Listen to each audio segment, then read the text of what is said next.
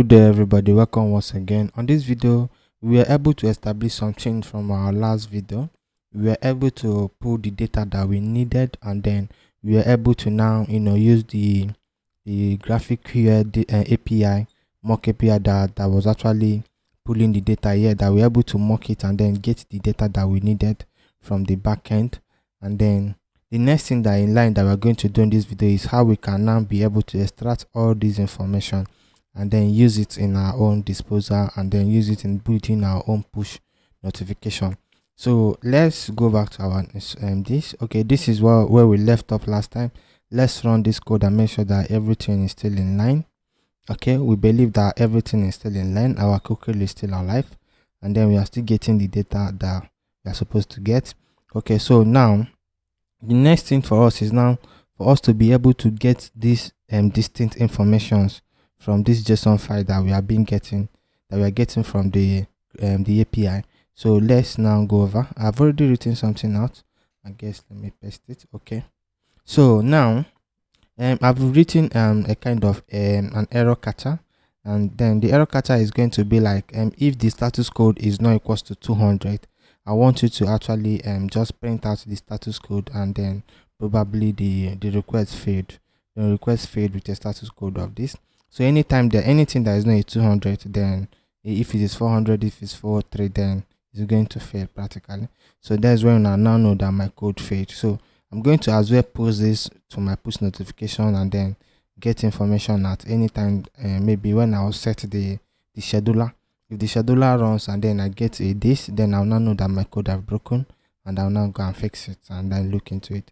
So the next thing that I'm going to do is now, after I've gotten a 200, and then I want to now navigate go from one child to another.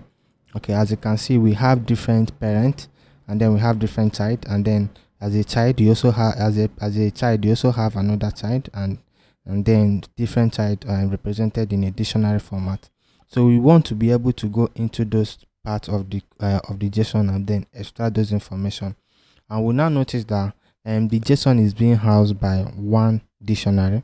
I think this is just 10, so I think the 10 is enough for what we are trying to achieve. And then we now have another JSON, another curly braces, and then under that curly braces we now have the data. The data is now this is the child. The bounty search is the child to this data, and then the type name, and then the item is a child to this bounty searcher. So what we are actually interested in is this item name. So this item name is very, very important. That's where everything that we're looking for is being located. So the first thing we are going to do is let's try to get we have actually went from the 0 in indexing of the list, because we notice that it's just one list, so it's the 0 indexing. And then we now went to the data type, which is here, and then we went from the data, we went to the bounty search, and then from the bounty search we now went to the items. So that is where we are actually going to go. So let me just show you why we need what we're going to do next. So let's say we print the title.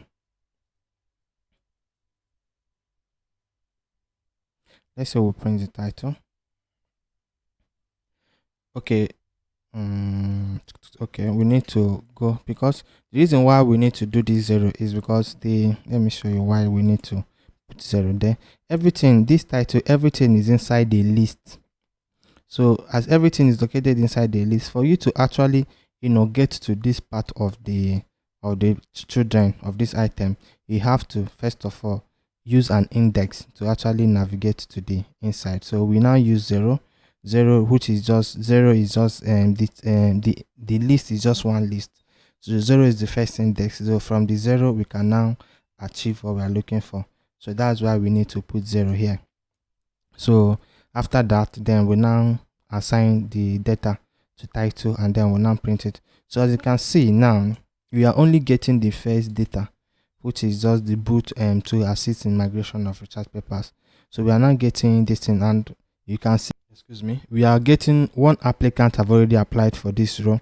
Remember when we actually did the video, there was no applicant as of the time that the first video was done.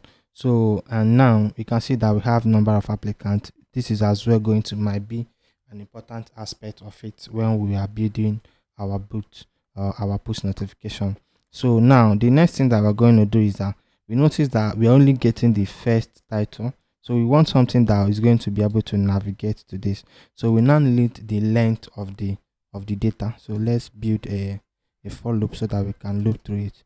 Let's say for I in range of maybe length of data. Okay, so now we want the title. So all this should be indented so that I will not run into an error. Okay, so because that the title is, we are not going through all the ranges. So remember that the 0 that we put here, we have to now use the ranges to actually put it here. So the ranges is now I is now serving as those ranges. So anytime it now goes through all the ranges from the length of the data, so it's not going to apply it and then print the title. So let's see and pull all the titles now. So we are able to now pull all the titles of the bounties that are available. This is 10, I guess. So if you now just check let's just check print length of data, you now see that I believe this should be 10. This is 10. So you can see that we have printed the title. So the next thing that we might decide to print, let's say Dix, that's the description.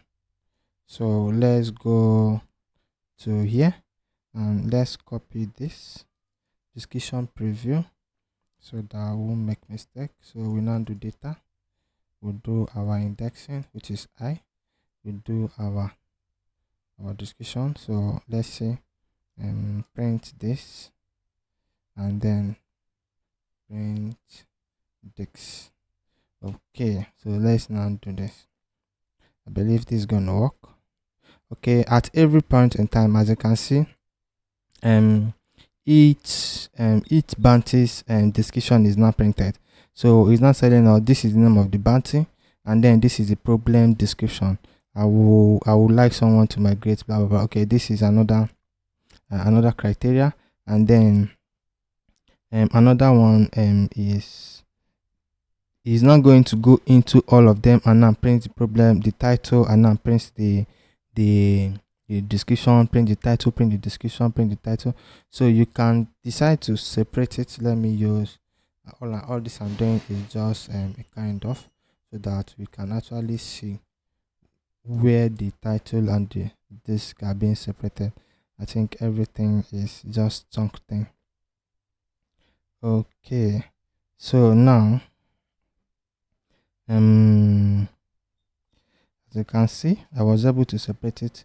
This is our title, this is the description, and then this is our title, this is the description, and again this is our title, this is our title,